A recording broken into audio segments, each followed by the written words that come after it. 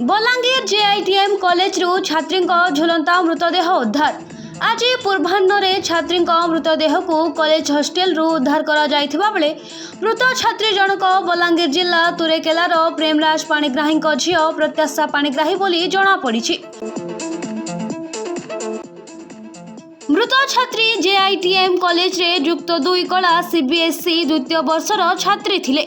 मानसिक चाप जोगु छात्री जनक भांगी पड़ी एभली पदक्षेप नैथिबा छात्री बापा अभियोग करिसेंति। बलांगीर भीमभोई मेडिकल कॉलेज और हॉस्पिटल स्थित शव व्यवच्छेद केन्द्र रे छात्री मृतदेह रखा जायथिबा जना पड़ी।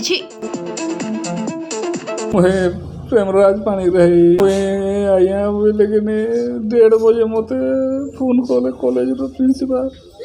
फोन कला के तुम झील लक यार भितरे आर कबाट फबाट खोलबार नहीं आपन अति शीघ्र आसुन बोले मुई क्या है बोले आप आसुन तो शीघ्र आसुन आज्ञा बोले जे मुई गाड़ी रे गली आर सांगे सांगे बाहरी कर आसली मोर तुरेकेलारू बलांगीर किसी 100 किलोमीटर पड़ुछे। तापर झीलटा आज्ञा परदिन मत फोन करला परदिन फोन करी संध्यार इवनिंग रे फोन कला मत आर कांदला झील बहुत कांदला आर मत कहला जे बापा मुई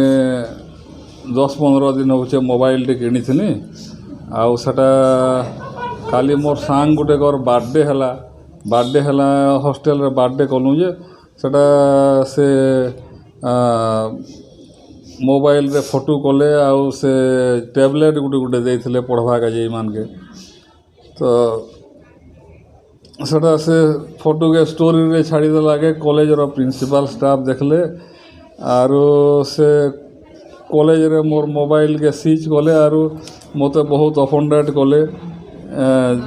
बोलिकी कांदुला तोते कॉलेज रू आउट कर दूँ बाहर कर दूँ तोर गार्डियन फादर मदर के फोन करमु डका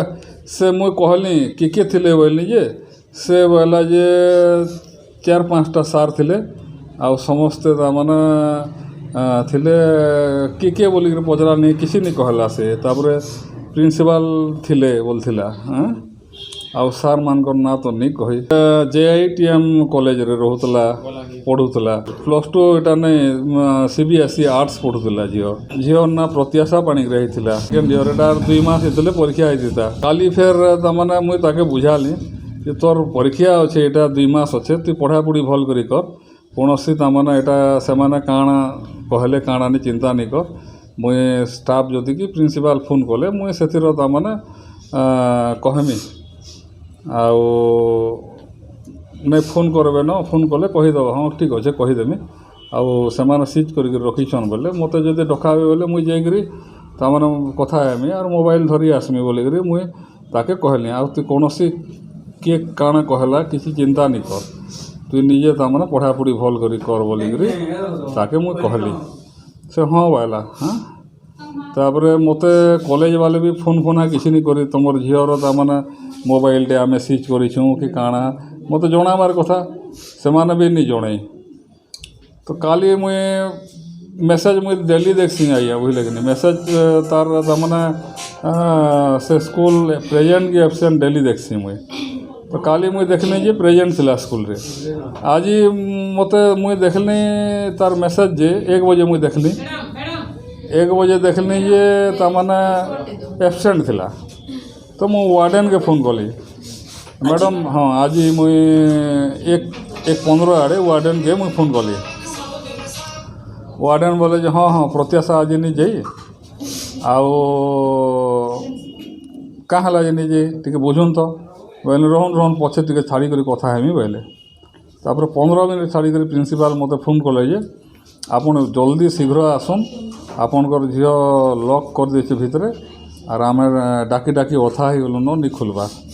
तो मत टे बहुत खराब लगला मत डाउट लगला सांगे सांगे गाड़ी टे करी आसली तापर आम आसला बेल के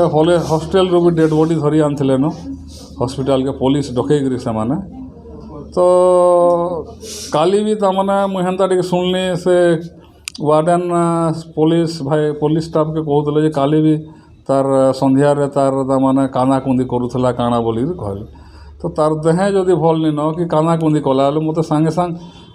फोन करवार कथा किंतु तार काली कॉल डे नहीं थे हाँ कॉलेज तरफ रू किसी नहीं जणे मत आज जनईछन निपाई बेले तो मोर झील तो आज्ञा बहुत इनोसेंट झील मुई ताके 16-17 वर्ष मुई निजे